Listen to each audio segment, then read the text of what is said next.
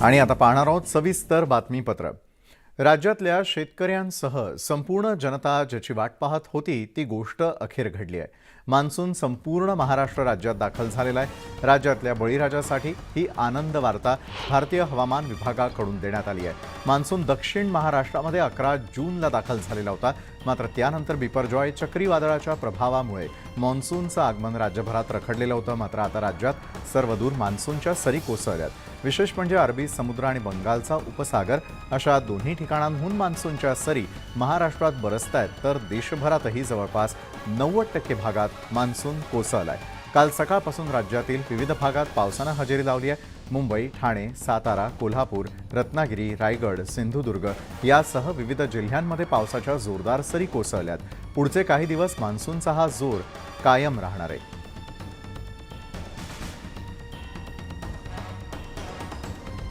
आणि याच संदर्भात अधिक माहिती देत आहेत आमचे प्रतिनिधी चंद्रकांत फुंदे। चंद्रकांत, महाराष्ट्रातल्या बळीराजासाठी खरं तर ही आनंद वार्ता आहे। इतके दिवस पावसानं ओढ दिल्यानंतर का होईना, मात्र गेल्या 48 तासामध्ये अवघा महाराष्ट्र हा मान्सून व्यापताना पाहायला मिळतोय। एकंदरीत चित्र काय सांगाल चंद्रकांत? बरोबर आहे विशाल, आपल्याला माहिती गेली महिनाभर मान्सूनने ओढ दिली होती अख्ख्या राज्यालाच नाही तर देशभराला। पण तोच मान्सून आल्यानंतर IMDने सांगितल्याप्रमाणे बरोबर 23 तारखेला राज्यात मान्सूनचं पुनरागमन झालं। त्यानंतर अवघ्या 24 तासात मान्सूनने फक्त महाराष्ट्रात नाही तर अख्खा देश व्यापून टाकलेला आहे। जवळपास 90% देशाचा भाग आज मान्सून व्याप टाकला। म्हणजे 24 तासात तब्बल 500 किलोमीटरचं अंतर मान्सूननं पार केलंय। हा रेकॉर्ड एक नवीन मान्सूनचा। विशेष म्हणजे फक्त अरबी समुद्रच नाही तर पश्चिम बंगालच्या उपसागरावरून दोन्हीकडनं येणारे मान्सूनचे वारे इतके वेगाने वाहत आहेत की त्यांनी अवघ्या 24 तासात अख्खा भारत व्यापून टाकलेला आहे। ते पहिल्यांदा होतंय। भले त्याचा जोर काही ठिकाणी कमी असेल, पण त्याचं स्पीड जे गेली महिनाभर रखडलेलं होतं चक्रीवादळामुळे ते त्यांनी पूर्ण कव्हर केलेलं आहे अक्षरशः 24 तासात। नक्कीच चंद्रकांत, आपल्या सगळ्यांसाठी दिलासादायक बात आहे। संपूर्ण देशभरामध्ये आता मान्सून भारताला व्यापून टाकलेलं आहे। धन्यवाद दिलेल्या सविस्तर माहितीसाठी। संपूर्ण जून महिना प्रतीक्षा केल्यानंतर अखेर शनिवारी मुंबईमध्ये पावसाचे दमदार आगमन झालं। मुंबईमध्ये अद्यापही मान्सून दाखल झालेला नाहीये आणि त्यामुळे सध्या सुरू असणारा पाऊस हा पूर्वमोसमी पाऊस असल्याचं हवामान विभागानं स्पष्ट केलंय। दक्षिण कोकणात शुक्रवारी मान्सून सक्रिय झाल्यानंतर शनिवारी कोकणातील मान्सून रेषा अलिबागपर्यंत पुढे सरकल्याचं भारतीय हवामान विभागानं जाहीर केलं। दरम्यान मुंबईसाठी आज ऑरेंज अलर्ट जारी करण्यात आलाय। मुंबईमध्ये येत्या 2 दिवसात मान्सूनचं आगमन होण्यासाठी अनुकूल परिस्थिती असेल। मान्सून आगमनासाठीचे निकष पूर्ण झाल्यानंतर मान्सूनचं आगमन जाहीर करण्यात येणार आहे, तर उर्वरित महाराष्ट्रात हवामान खात्याकडून येलो अलर्ट देण्यात आलेला आहे। पुढील 4 दिवस राज्यात पावसाचा जोर वाढणार असल्याचं सांगण्यात येत आहे, तर पुढील 3 ते 4 दिवस कोकणासह पश्चिम महाराष्ट्रात मुसळधार पावसाचा इशारा हवामान खात्याकडून देण्यात आलेला आहे।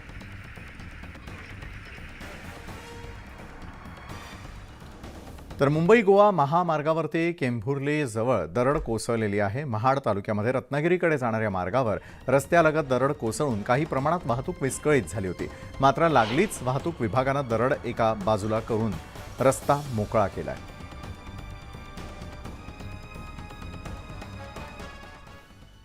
तर इकडे मुंबईमध्ये घाटकोपरमधील एका 3 मजली इमारतीचा काही भाग कोसळला। ढिगाऱ्याखाली अडकलेल्या रहिवाशांना सुरक्षितरित्या बाहेर काढण्यात आलेलं आहे। सतत होणाऱ्या पावसामुळे इमारतीचा काही भाग कोसळल्याचं बोललं जात आहे।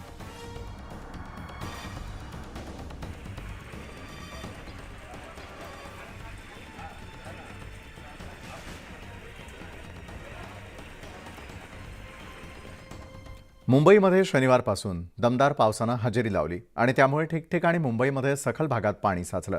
त्यात आज हवामान विभागानं ऑरेंज अलर्ट दिलाय आणि त्यामुळे मुसळधार पावसामुळे मुंबईकरांची गैरसोय होऊ नये म्हणून मुख्यमंत्री एकनाथ शिंदेंनी मुंबईतील पाणी साचणाऱ्या ठिकाणांची पाहणी केली आहे। मुख्यमंत्र्यांनी कोस्टल रोडचं काम सुरू असलेल्या ठिकाणी भेट देत पाहणी केली।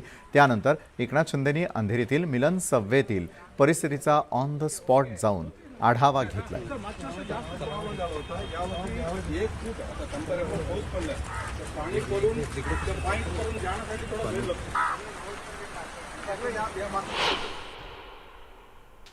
आज या ठिकाणी मिलन सबवे मध्ये लावलेली सिस्टीम ॲक्टिवेट आहे का, काम करते का याचा जायजा घ्यायला हे पाहायला मी प्रत्यक्ष आलो। मी मिलन सबवेतली ट्रॅफिक पण पाहिली, ती सुरू आहे. त्याचबरोबर मिलन सबवेच्या मधलं जे पाणी जे वॉटर लॉगिंग झाल्यानंतर पंपिंगने पाणी या नाल्यामध्ये आपण सोडतो, नाल्यामधून डायरेक्ट त्या मोठ्या टँकमध्ये सोडतो. त्यामुळे जशा पद्धतीची सिस्टीम आपण इथं लावली आहे, फ्लड गेट पण लावलेले आहेत. जेव्हा भरती होईल त्यावेळेस फ्लड गेटने परत पाणी आतमध्ये येणार नाही. ही देखील सिस्टीम बघितली, ही सिस्टीम व्यवस्थित काम करते आहे आणि म्हणूनच मिलन सबवेमधली ट्रॅफिक सुरू आहे. अखेर कोकणामध्ये मुसळधार पावसाला सुरुवात झालेली आहे. रत्नागिरी जिल्ह्यात दमदार पाऊस पडतोय आणि सकाळपासून पावसाचा जोर कायम असल्यानं नागरिकांना मोठा दिलासा मिळालाय. गेले काही दिवस दडी मारलेल्या पावसानं दमदार सुरुवात केल्यानं बळीराजा भात शेतीच्या कामात व्यस्त झालाय. यंदा पावसाला उशीर झाल्यानं भात शेतीला विलंब झालेला आहे. मात्र गेल्या 2 दिवसात पावसानं पुनरागमन केल्यानं शेतीच्या कामाला वेग आलाय.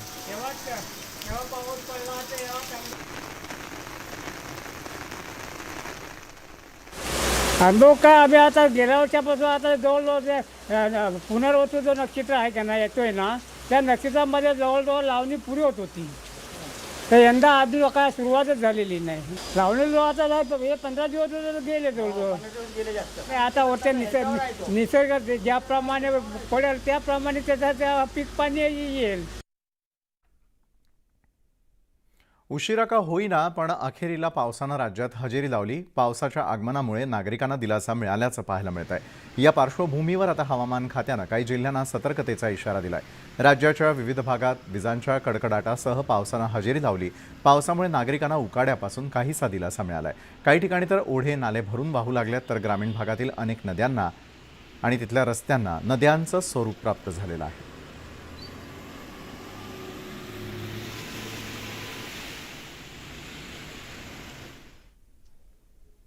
अहमदनगर जिल्ह्यातील पारनेर तालुक्यामध्ये पहिल्याच पावसाचा जोर पाहायला मिळाला.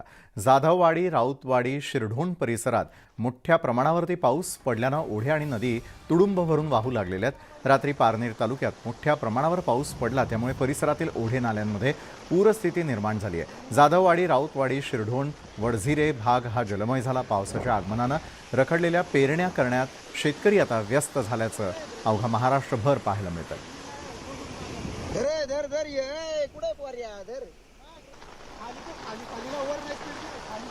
सोलापूर शहर जिल्ह्यामध्ये दमदार पावसानं हजेरी लावली आहे. पहिल्याच पावसात नागरिकांची तारांबळ उडाली. शहरातील अनेक भागात घरांमध्ये पहिल्याच पावसात पाणी शिरलं. मुसळधार पावसामुळे रस्त्यांना ओढ्याचं स्वरूप प्राप्त झालेलं होतं.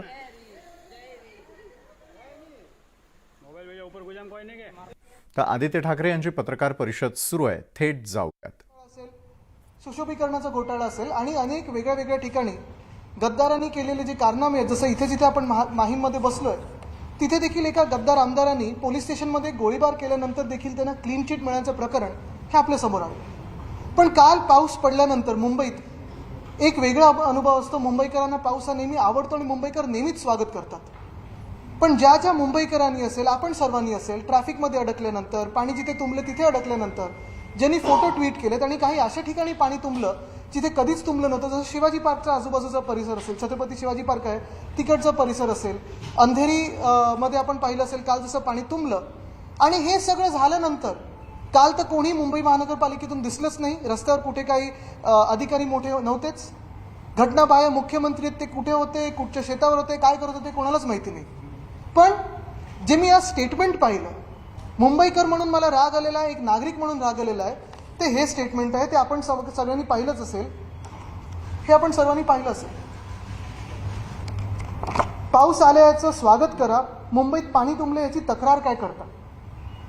हे स्टेटमेंट म्हणजे निर्लज्जपणाचं, नाकर्तेपणाचं आणि भ्रष्टाचाराचा जर कुठचा एक चेहरा असेल ते म्हणजे हे खोके सरकार आहे.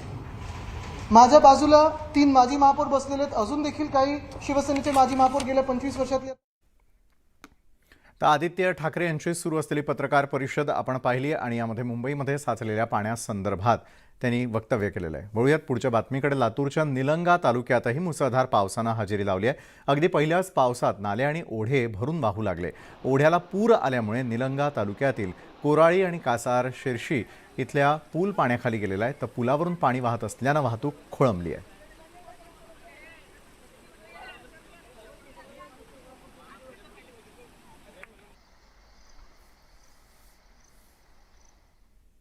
राज्य परिवहन महामंडळाच्या गलथान कारभाराचा फटका प्रवाशांना बसलाय. अगदी पहिल्याच पावसात बसमध्ये बसलेल्या प्रवाशांना चक्क छत्री घेऊन प्रवास करावा लागला.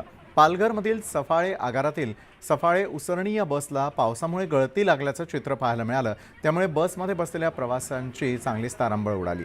या घटनेचा व्हिडिओ समोर आलेला असून प्रवाशांकडून संताप व्यक्त करण्यात येतोय. नादुरुस्त बस सेवेसाठी का पाठवली जाते असा सवाल प्रवासी देखील विचारत आहेत.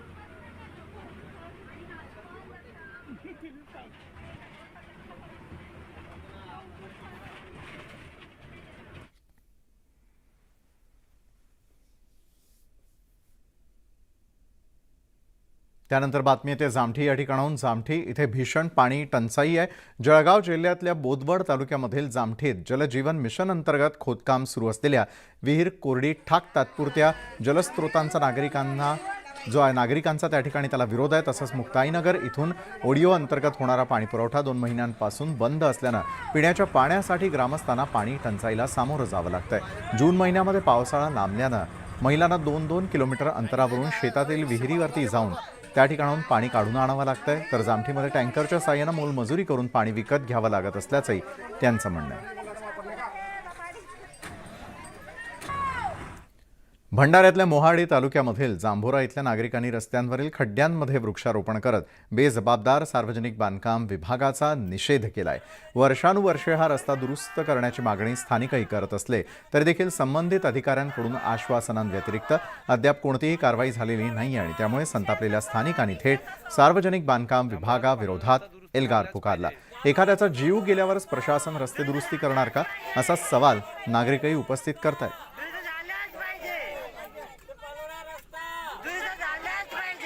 अजूनही 15 दिवसाचा अल्टिमेटम झाला तरी सुद्धा या सार्वजनिक बांधकाम विभागाने कोणतीही आमच्या आंदोलनाची दखल घेतली नाही. त्यामुळे आज आम्ही संपूर्ण जांभोरा वासियाच्या वतीनं सार्वजनिक बांधकाम विभागाचा जाहीर निषेध करण्याकरिता या ठिकाणी बेशरमचे झाडं लावून त्यांचा सार्वजनिक बांधकाम विभागाचा आम्ही जाहीर निषेध करत आहोत. बुलढाणा जिल्ह्याच्या मलकापूरमध्ये एमआयएम प्रमुख असदुद्दीन ओवैसी यांची जाहीर सभा झाली आहे. या सभेवेळी उपस्थितांकडून ओवैसींसमोरच औरंगजेबाचे नारे लगावण्यात आले. ओवैसी भाषण करत असताना स्टेज समोरील तरुणांनी घोषणाबाजीला सुरुवात केली. त्यांच्या या घोषणांना ओवैसी यांनी देखील प्रतिसाद दिल्याचं पाहायला मिळालं. तीसरी बात सुनिए. अभी तीसरी बात ये है नहीं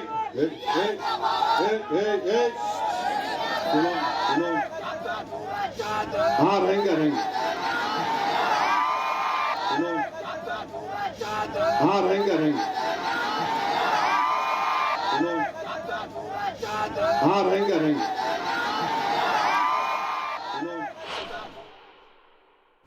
मी म्हणूनच सातत्याने म्हणतोय की या औरंग्याच्या औलादी पैदा कुठनं झाल्या. शेवटी महाराष्ट्रात आणि देशात औरंगजेबाचं रक्त कोणामध्येच नाही आहे. या ठिकाणचे जे मुस्लिम देखील आहेत तेही औरंगजेबाचे वंशज नाही आहेत. त्यामुळे असा औरंगजेब हा कुठल्या राष्ट्रीय मुसलमानाचा तर मानक होऊ शकत नाही. त्यामुळे जे असे या ठिकाणी घोषणा देत आहेत अशा प्रकारच्या या ज्या औरंग्याच्या औलादी आहेत या नेमक्या कोण आहेत, त्याच्या पाठीमागे कोण आहे, त्याच्या पाठीमागे त्यांचा इरादा काय आहे, ते महाराष्ट्रात काय घडवू इच्छितात हे देखील लवकरच बाहेर येईल. बुलढाणा ओवैसीच्या सभेत औरंगजेबला हिरो बनवण्याची घोषणाबाजी. काँग्रेस असो, उद्धव ठाकरे सेना, एनसीपी, ओवैसी, प्रकाश आंबेडकरची पार्टी, समाजवादी पार्टी, मुस्लिम मतांसाठी आपण औरंगजेबला हिरो बनवणार.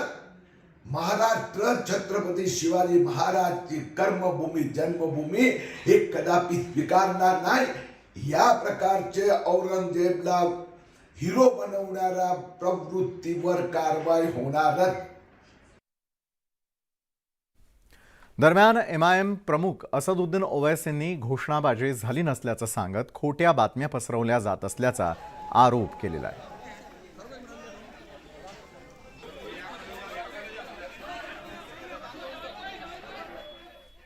झूठ चलाते आप लोग दोनों चैनल वाले.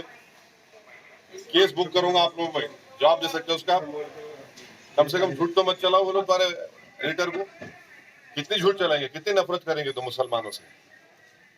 क्यों झूठ चलाते तुम? सुने तुम वहां पे पुलिस नहीं थी, वहां पे झूठ पे झूठ चलाए तुम दोनों चैनल वाले। शर्म आना आप लोगों को, हटाइए जाइए। झूठ बोल रहे आप, झूठ बोल रहे आप। केस बुक करूंगा, आप पे नोटिस भी आता हूं मैं।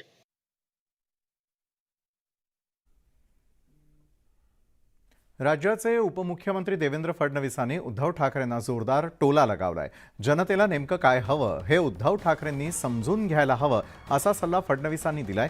उद्धव ठाकरेंनी नुकताच कुटुंबावरून देवेंद्र फडणवीसांना इशारा दिला होता आणि त्यावरून फडणवीसांनी ठाकरेंवर टीका केली आहे। राजकीय संस्कृती कुठे जातीये याचा विचार उद्धव ठाकरेंनी करावा असंही फडणवीस म्हणाले। मोदी सरकारला 9 वर्ष पूर्ण झाल्याच्या निमित्तानं सरकारचं काम लोकांपर्यंत पोहोचवण्यासाठी उपमुख्यमंत्री संपर्कचे समर्थन या उपक्रमांतर्गत मान्यवरांच्या निवासस्थानी भेटी घेतात। नागपूरमध्ये या अभियानादरम्यान त्यांनी मोदी सरकारच्या कामाचं कौतुकही केलंय।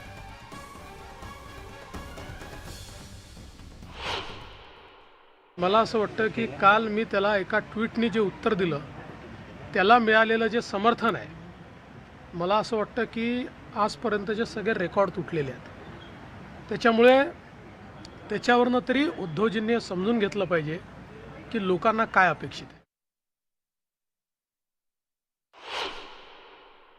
संपूर्ण देशामध्ये मोदीजींना 9 वर्ष पूर्ण झाल्याच्या निमित्ताने संपर्क फॉर समर्थन असं आमचं अभियान आहे। या अभियानाच्या अंतर्गत समाजातल्या विविध लोकांकडे जाऊन मोदीजींनी 9 वर्षात जे काम केलं आहे त्याची माहिती आम्ही देतो आहोत आणि पुन्हा एकदा त्यांचं समर्थन प्राप्त करतो आहोत। भारतीय जनता पक्षाचा प्रत्येक कार्यकर्ता हा या निमित्ताने जनतेपर्यंत जातोय।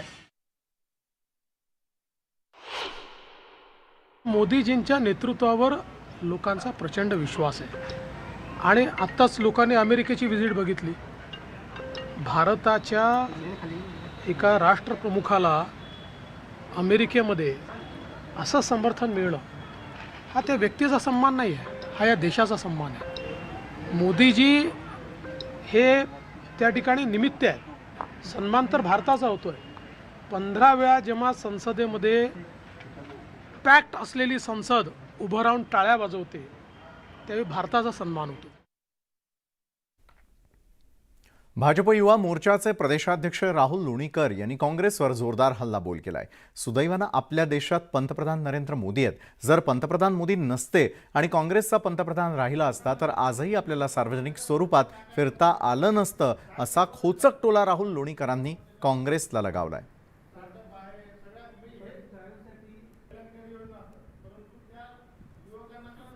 सुदैवाने आपल्या देशाचे पंतप्रधान मोदीजी आहेत।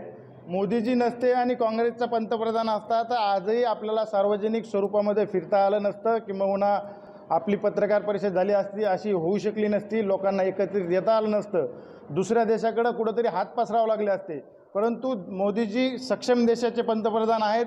त्यांनी या ठिकाणी लस निर्मिती केली आणि जगाच्या पाठीवर लस निर्माण करणारे फक्त 5 देश होते, याच्यामध्ये आपला भारत एक आहे आणि जवळपास 40 देशांना लस पुरवण्याचं काम भारताने केलंय। म्हणजे आपण पहिले मागणारे होतो काँग्रेसच्या काळात, आता देणाऱ्याच्या भूमिकेमध्ये भारत आला।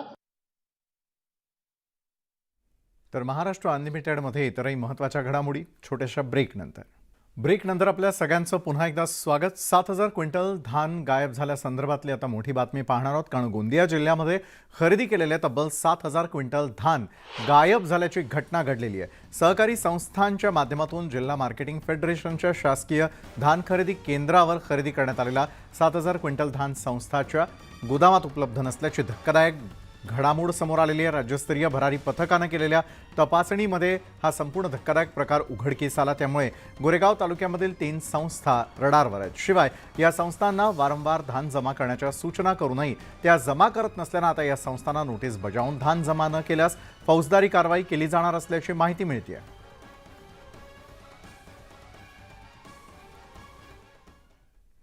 संपूर्ण राज्यभरामध्ये गाजलेल्या शिक्षक पात्रता परीक्षा म्हणजेच टीईटी घोटाळ्यात महाराष्ट्र राज्य परीक्षा परिषदेनं कारवाई सुरू केली आहे। बीड जिल्ह्यातल्या 2018-19 मध्ये टीईटी उत्तीर्ण झालेल्या 76 उमेदवारांची नेमणूक रद्द करण्यात आली आहे। तसंच टीईटी प्रमाणपत्र अवैध ठरवल्याचे आदेश राज्य परीक्षा परिषदेनं दिलेल्या आहेत। या संदर्भात राज्य परीक्षा परिषदेनं बीडच्या प्राथमिक शिक्षण अधिकाऱ्यांना पत्र पाठवून कारवाईचे आदेश दिलेले आहेत। त्यामुळे बीडच्या शैक्षणिक क्षेत्रात खळबळ उडाली आहे।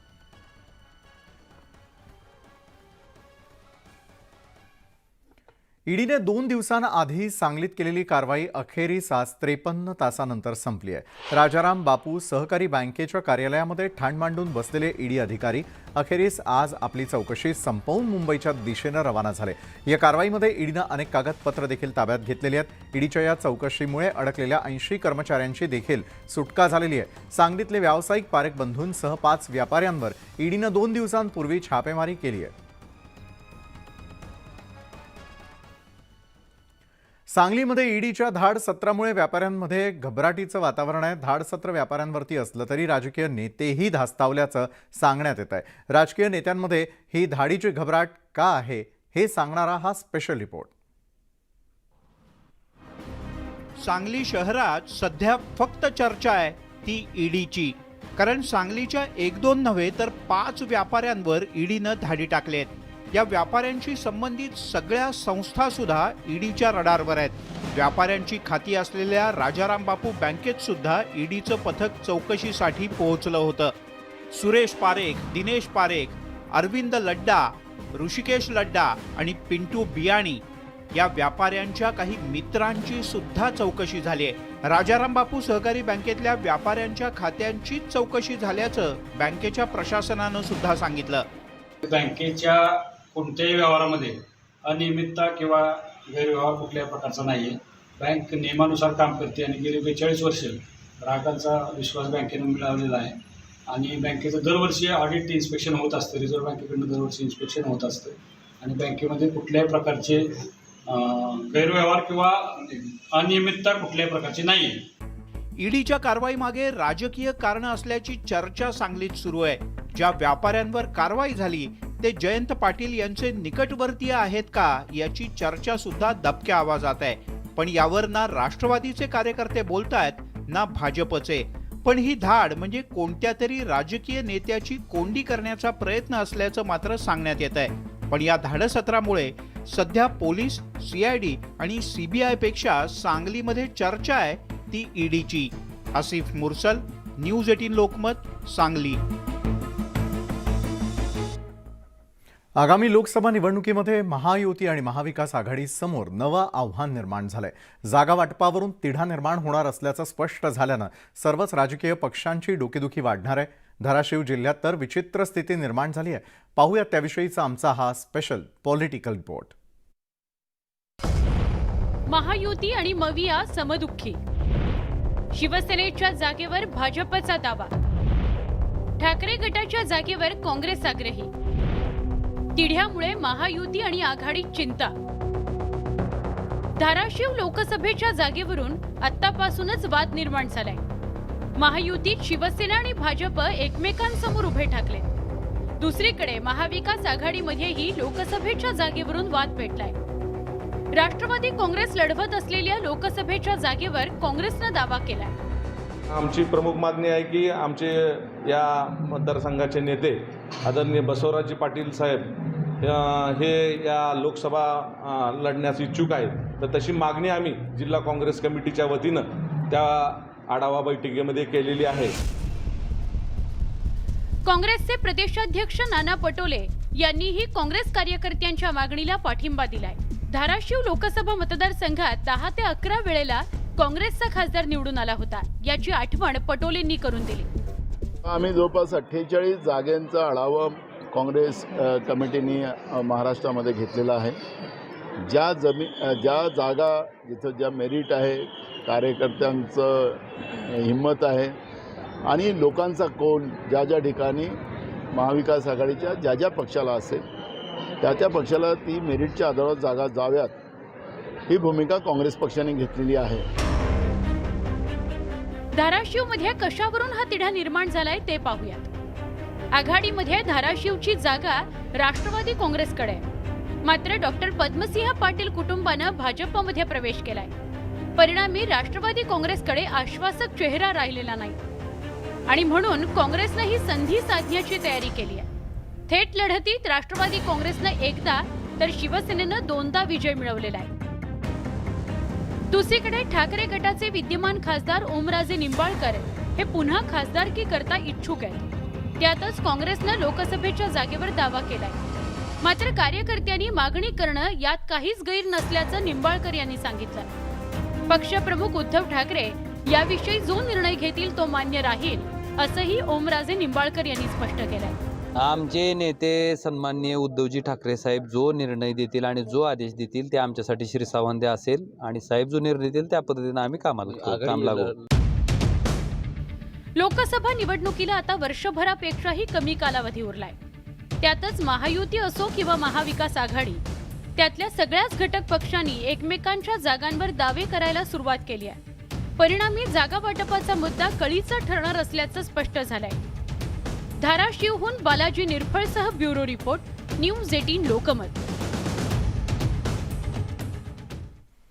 आणि या क्षणाची सर्वात मोठी ब्रेकिंग न्यूज आपण पाहणार आहोत आणि ती म्हणजे 97वा अखिल भारतीय मराठी साहित्य संमेलन. आणि साहित्य संमेलनाच्या अध्यक्षपदी आता डॉक्टर रवींद्र शोभणे असतील. महामंडळाच्या बैठकीमध्ये शोभणेंच्या नावावर शिक्कामोर्तब केलं गेलंय. अंमळनेरला मराठी साहित्य संमेलन होणार आहे आणि त्याच्या अध्यक्षपदाची देखील आता घोषणा करण्यात आलेली आहे.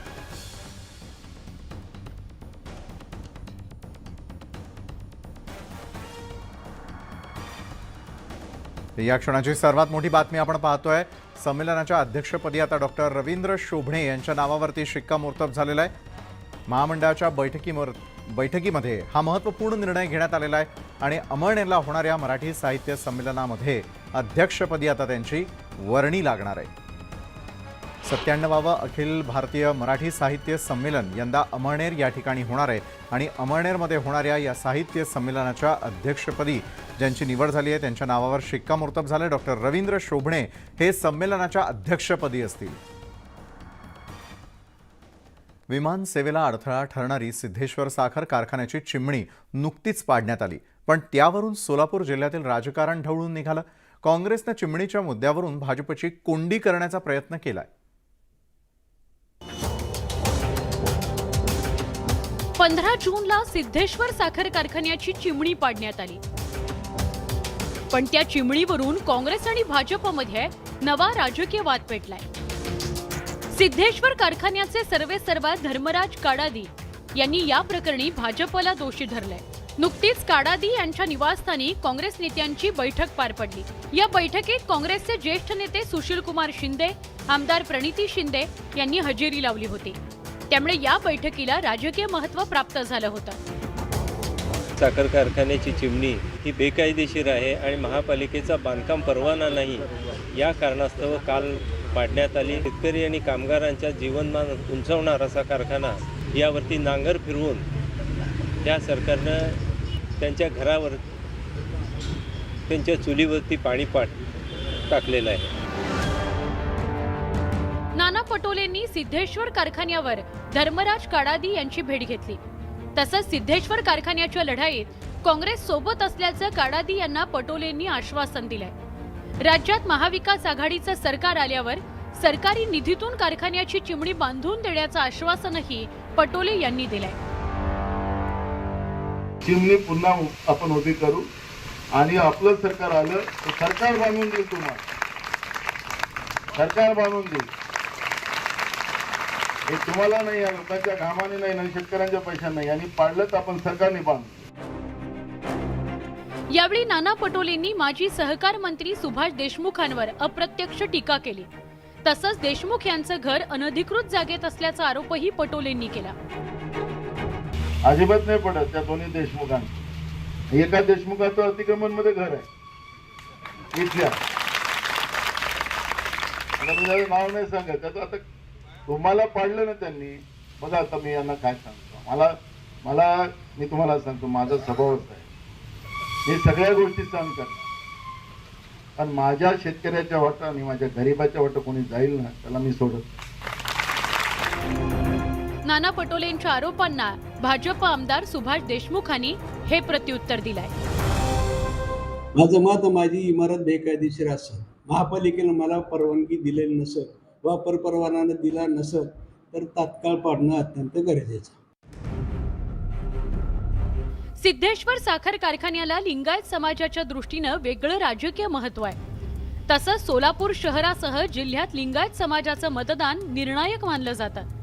या पार्श्वभूमीवर काँग्रेसनं चिमणी पाडण्याच्या मुद्द्यावरून भाजपला टार्गेट केलं. त्यामुळे आगामी काळात चिमणीचा मुद्दा गाजण्याची शक्यता नाकारता येत नाही. सोलापूरहून प्रीतम पंडितसह ब्युरो रिपोर्ट, न्यूज 18 लोकमत. आपल्या देशाच्या योजनांची भुरळ बांगलादेशच्या नागरिकांनाही पडली आहे. पंतप्रधान किसान योजनेचा लाभ घेण्यासाठी 100 पेक्षा जास्त बांगलादेशींनी अर्ज केलेले आहेत. त्यातल्या काहींना तर योजनेचे हप्तेही मिळाले. पाहुयात सिंधुदुर्ग जिल्ह्यातला हा खळबळजनक रिपोर्ट. बांगलादेशमधल्या नागरिकांची लाभार्थ्यांच्या यादीतली ही नावं पाहून जिल्ह्यात एकच खळबळ उडाली आहे. पंतप्रधान किसान योजनेच्या अंतर्गत ऑनलाईन पद्धतीनं 2021-22 मध्ये सिंधुदुर्ग जिल्ह्यातील डिगस या गावात 108 बांगलादेशी नागरिकांनी अर्ज दाखल केले होते. काही बांगलादेशी नागरिकांना 3 ते 7 हप्ते मिळाले देखील. आता या सगळ्या प्रकरणाच्या चौकशीचे आदेश देण्यात आले आहेत. डिगस गावामधला जो विषय आहे त्यामध्ये जे काही बाहेरगावचे लाभार्थी होते त्यांचे KYC किंवा लँड सेटिंग दरम्यान पडताळणी करून जे गावाबाहेरचे लाभार्थी होते त्यांना अपात्र करण्यात आलेलं आहे. सद्यस्थितीत त्यांना कोणत्याही प्रकारचा लाभ दिला जात नाही. बांगलादेशी लाभार्थ्यांच्या खात्यात 7 पेक्षा जास्त हप्ते जमा झाल्याचा दावा आमदार वैभव नाईक यांनी केलाय. 7 ते 8 ग्रामपंचायतीमध्ये आतापर्यंत शेकडो बांगलादेशी लोकांची नावं या यादीमध्ये किसान योजनेमध्ये मिळाली आहेत आणि त्यांना तब्बल 7-7 हप्ते त्यांच्या बांगलादेशामध्ये असलेल्या खात्यामध्ये शासनाने पाठवलेले आहेत. आता मी प्रांत अधिकारी या संदर्भात यांना भेटलो आणि त्या संदर्भात सगळी चौकशी केली आणि ही वस्तुस्थिती आहे की त्या ठिकाणी हप्ते बांगलादेशाच्या नागरिकांच्याकडे हप्ते गेलेले आहेत. बांगलादेशी लाभार्थ्यांचं हे संवेदनशील प्रकरण ऑनलाईन घोळ आहे की अधिकाऱ्यांचा हलगर्जीपणा हे आता चौकशीनंतरच स्पष्ट होईल. विशाल रेवडेकर, न्यूज 18 लोकमत, सिंधुदुर्ग. ब्रेकनंतर आपल्या सगळ्यांचं पुन्हा एकदा स्वागत. मुख्यमंत्री एकनाथ शिंदे आज पंढरपूरमध्ये येणार आहेत. आषाढी एकादशीच्या आधी मुख्यमंत्री एकनाथ शिंदे आज दुपारी 4 वाजता पंढरपुरात दाखल होतील. वारकऱ्यांसाठी आयोजित केलेल्या महाआरोग्य शिबिराची मुख्यमंत्री पाहणी करतील. 20 लाख वारकऱ्यांच्या आरोग्य शिबिरात यावेळी तपासणी केली जाणार आहे.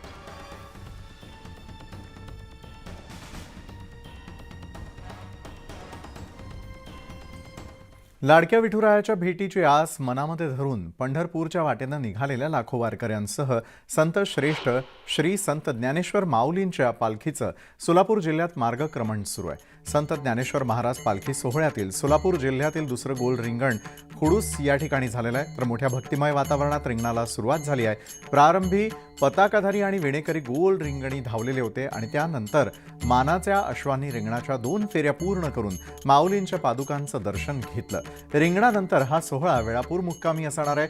उद्या हा सोहळा पंढरपूर तालुक्यात प्रवेश करून भंडी शेगाव मुक्कामी जाऊन पोहोचणार आहे.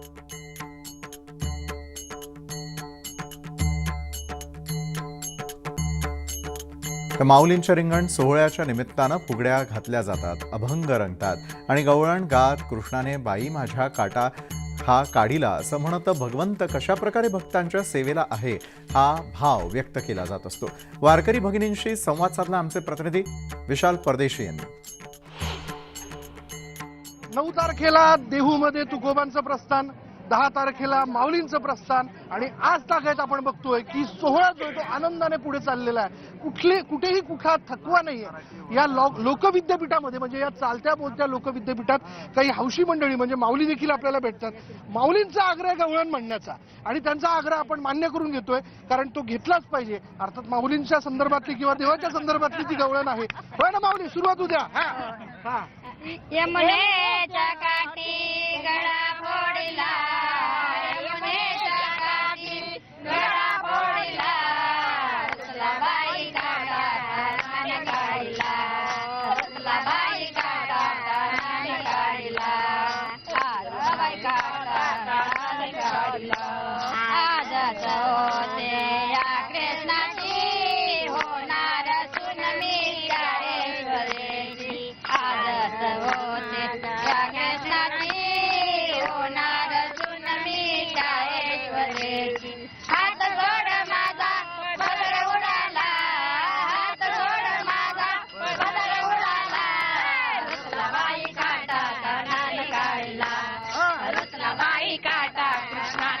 काढिला रुक्लाबाई काटा कानाने काढिला. तो पांडुरंग सगळ्यांच्या सेवेसाठी कायम सदैव सज्ज आहे, अशीच भावना या गवळ्यांमधनं व्यक्त होते. आणि हा मोकळेपणा जो आहे, जो मोकळा भाव आहे, तो वारकऱ्यांच्या या सगळ्या वेगवेगळ्या अभंग असतील गवळींच्या माध्यमातून व्यक्त होताना दिसतो. बोला रामकृष्ण हरी. व्हिडिओ जर्नलिस्ट गणेश काळे, विशाल परदेशी, न्यूज 18 लोकमत, खुडुसपटा. छत्रपती संभाजीनगरमध्ये माऊली सेवेकऱ्यांच्या वतीने माझा एकतरी लाडू माझ्या पांडुरंगाला ही संकल्पना राबवण्यात येते. या संकल्पनेनुसार 51,000 लाडू आषाढी एकादशीच्या दिवशी पंढरपूर इथे वाटप करण्यात येणार आहेत. आणि त्या निमित्ताने बालाजी मंगल कार्यालयाच्या समोर समस्त पांडुरंग भक्त प्रेमींनी येऊन 51,000 लाडू बांधण्याचा कार्यक्रम सुरू केला आहे. गूळ शेंगदाण्याचे हे लाडू असून आषाढी एकादशीला पंढरपूर इथे त्याचं वाटप केलं जाणार आहे.